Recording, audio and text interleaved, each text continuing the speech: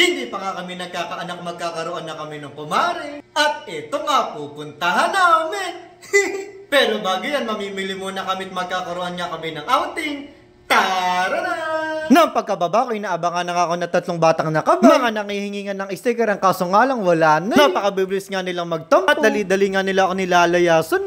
Labas na ako ng bahay. Lakad, lumakad na lumakad. So, paano Purokdos? Maiwan ka muna dyan, naalis muna kami. Bye-bye! Oops, teka lang, bigla nga kami napahintot. Nakita nga namin yung kapatid ni Lola. Isinakay na nga namin at siya nga di uuwi. Na hindi na nga di masyadong mahirap. At para mapabilis, tanulungan na nga di din sa pagsakay sa kotse. Natanong na nga din sa amin ni Lola kung kailan nga di kasal namin. At wag nga ako siya mag-alala dahil isa nga sa imbitado namin. At habang nasa daan naman kami, ang banggit naman ni ate na kinabukasan na nga lang daw kami mamaling. Medyo malayo-layo nga yung pupuntahan namin. At baka gabihin kami sa pag-uwi. So bagay nga naman, anong oras naman nga din yung outing namin. At may oras pa nga sa umaga para mamalengke. Tapos napapasok na nga kami sa bahay. Ngayon ko nga lang din napansin na habang nag-i-edit yung ganda nga ng ulap. At talaga nga naman nakaka-amis pagmasdan. Bali sa bypass nga kami dumaan at hindi na nga kami nagawi sa bayan. Birthday nga na magiging kumare namin. Kaya nung may nakita kaming bilihan ng cake sa kabilang bayan, nagpahinto nga muna kami kay ate. At pagkapasok nga namin, pumili na nga din kami kaagad. At syempre, bumili na nga din kami ng para sa itong egg pie caramel, saka 2 custard surprise. At sa patuloy nga na aming pagbiyahe, papasok na nga kami sa Science City of Muñoz. Nilagpasan na nga din namin yung pillar. At ang galing nga, isang bayan at isang syudad. Bayan ulit namin. At opo, parang ang nangyari, parang may 4 na barangay nga nahiwalay sa pinakabayan namin. Po, nakarating na nga po kami dito sa Quaresma Resort. At dito nga daw po gaganapin po yung birthday po ng magiging kumari po namin soon. At sinundo na nga din po kami dito ng magiging kasabot po namin sa pagsurpresa po sa kanya. Nice to meet you, Bisbam. Bisbam.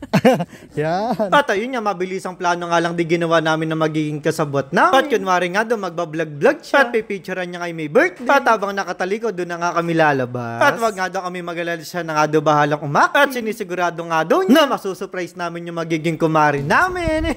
So, hindi din naman ako mahalata ng best friend ko kasi nagbablog-vlog din naman ako. Kunyari magbablog ako kasi hahayain ko siya. So pupuntahan na natin yung magiging kumara ni Papa Bear. Oh my God. Birthday niya kasi. So, ayan, nandito kami sa may resort.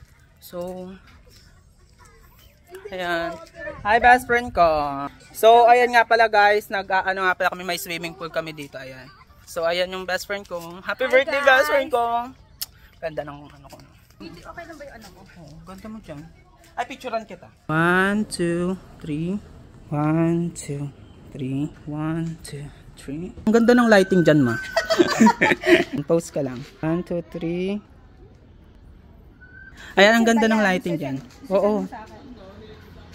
Ayan. Happy birthday to you. Happy birthday to you. Happy birthday.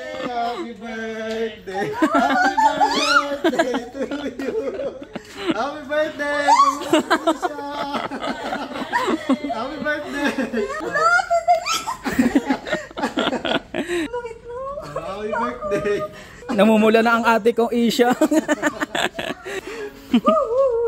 Kumari niyo na po talaga. Happy birthday, Kumar. Thank you, Kumar.